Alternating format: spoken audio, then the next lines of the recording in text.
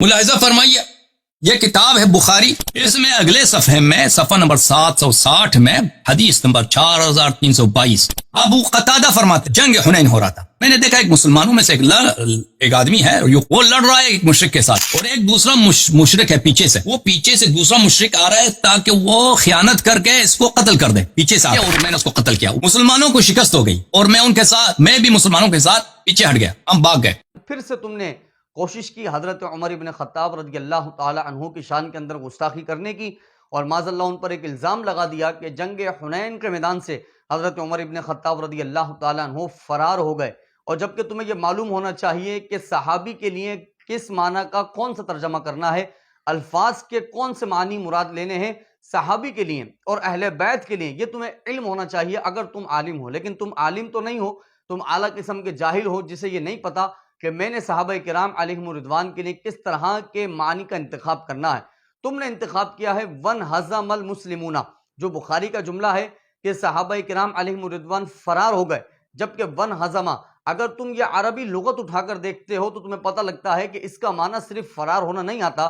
بلکہ اس کا معنی پسپائی بھی آتا ہے، اس کا معنی کم ہمتی دکھانا آتا ہے، اس کا معنی قدم کو پیچھے ہٹانا آتا ہے، یہ تمام معنی ہیں۔ اور جب ایک لفظ کے کئی سارے معنی آ رہے ہوں تو ہم وہ معنی مراد لیتے ہیں کہ جو صحابہ کرام علیہم الرضوان کے شایان شان کے لائق ہے، اور اگر تم صرف فرار ہونا ہے اور بھاگنا مراد لوگے اور اس کے علاوہ کوئی اور معنی مراد نہیں لوگے تو یہ صراحتاً اس بات کی دلیل ہے کہ تم ترجمہ بغض صحابہ کے اندر کر رہے ہو، دفاع صحابہ میں ترجمہ نہیں کر رہے۔ اور تم نے کہا کہ حضرت عمر بن خطاب رضی اللہ تعالیٰ عنہ احد جنگ حنین کے میدان سے بھاگ گئے، اور روایت پیش کی بخاری کی حدیث نمبر 4322، حضرت ابو قتادہ رضی اللہ تعالیٰ عنہ نے جب حضرت عمر فاروق رضی اللہ تعالیٰ عنہ کی طرف پلٹ کر پوچھا کہ حضور یہ لوگ کہاں جا رہے ہیں، تو حضرت عمر فاروق رضی اللہ تعالیٰ عنہ کا بخاری کا جملہ، کیونکہ تم حوالہ دے رہے ہو، کتاب بھی دکھا رہے ہو، الحمدللہ تم سے زیادہ ہم بخاری پڑھنے والے ہیں، اسے سمجھنے والے ہیں، بخاری کا جملہ تم نے حضرت عمر فاروق کا دکھایا کہ حضرت عمر فاروق نے فرمایا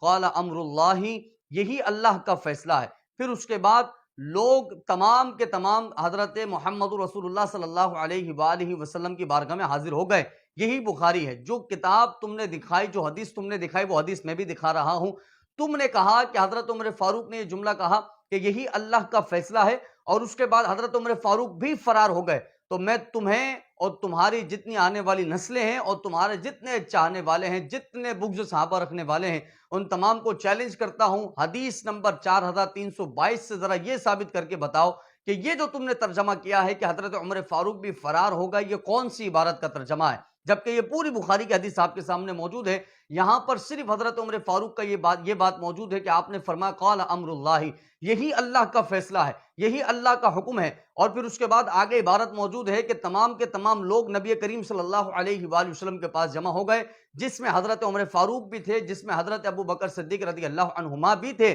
تو یہ واضح طور پر حدیث کے اندر زیادتی کرنا ہے، واضح طور پر وہ جملہ کہ جو نہ حدیث کا جملہ ہے، جو مضمون نہ حدیث کا ہے، جو نہ مفہوم حدیث کا ہے، نہ عبارت حدیث کی ہے، جو نہ متن حدیث کی ہے، تم نے اس کو حدیث بیان کر کے نبی کریم صلی اللہ علیہ وآلہ وسلم پر افطرا باندھا ہے، امام بخاری پر الزام لگایا، جو حدیث کا جز نہیں تم نے اس کو حدیث کا جز قرار دے دیا ہے، اور وہ جز کیا ہے، گستاخی کرتے ہوئے تم جان بوجھ کر جھوٹ بول گئے کہ حضرت عمر فاروق بھی فرار ہو گئے، جبکہ پوری اس بخاری کی حدیث مبارکہ میں اور کوئی حدیث کی بات نہیں کر رہا، تم نے یہ حوالہ دیا تو میں اسی حدیث کی بات کر رہا ہوں۔ پوری اس حدیث میں نمبر ایک لفظ سے لے کر آخری لفظ تک کوئی ایک لفظ ایسا دکھا دو کہ جس میں یہ ثابت ہو جائے، جس کا ترجمہ یہ ہو کہ حضرت عمر فاروق بھی فرار ہو گئے تھے، معاذ اللہ ثم معاذ اللہ۔ جبکہ آپ تاریخ طبری اٹھائیں، ابو جعفر محمد بن جریر طبری نے واضح طور پر یہ عبارت لکھی کہ وَمِمَّنْ ثَبَتَ مَعَهُ مِنَ الْمُهَاجِرِينَ ابو بکر وعمر، نبی کریم صلی اللہ علیہ وآلہ وسلم کے ساتھ جنگ حنین کے میدان کے اندر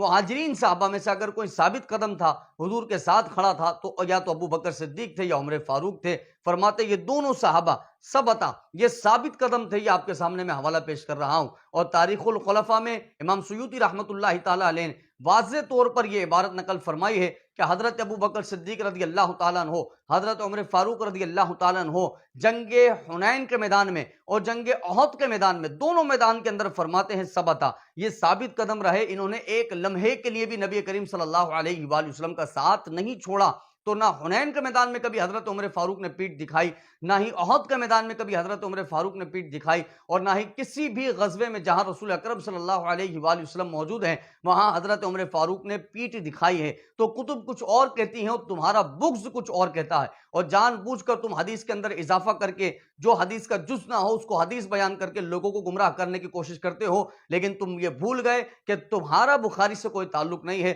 الحمدللہ ہمارا بخاری سے تعلق ہے۔ تو جب حوالہ دو تو کم سے کم عبارت مکمل پڑھ کے حوالہ دو کہ عبارت کے اندر کس کس عبارت کا کیا کیا ترجمہ ہو رہا ہے، اور تم یہ جملہ کہہ کر پھنس گئے کہ حضرت عمر فاروق بھی فرار ہو گئے۔ واللہ باللہ پوری حدیث کے اندر کوئی بھی ایسا جملہ، کوئی بھی ایسی عبارت موجود نہیں ہے جس کا اردو ترجمہ یہ ہوتا ہو کہ حضرت عمر فاروق بھی فرار ہو گئے۔ فقط صرف اتنا جملہ ہے کہ حضرت عمر فاروق نے فرمایا تھا قال امر اللہ، یہ اللہ کا فیصلہ ہے، یہی اللہ کا حکم ہے، اور اس کے بعد تمام صحابہ پھر سے حضرت محمد رسول اللہ کی بارگاہ میں جمع ہو گئے۔ تو بغض صحابہ کو جتنا تم پیدا کرو گے اتنی ہی تمہاری دنیا میں بھی ضلالت ہے، قبر میں بھی ضلالت ہے، حشر میں بھی ضلالت ہے، اور اللہ رب العزت ان تمام کو عزت عطا فرماتا ہے جو صحابہ سے محبت کرتے اور بالخصوص خلفائے راشدین کا ادب کرتے، اور جو مقام اور مرتبہ اللہ اور اس کے رسول نے بیان کیا ہے وہی مقام اور مرتبہ امت مسلمہ کو بیان کرتے ہیں۔ اللہ رب العزت تم جیسے فتنوں سے محفوظ رکھے اور ہم سب کو ہدایت کے راستے پر قائم و دائم رہنے کی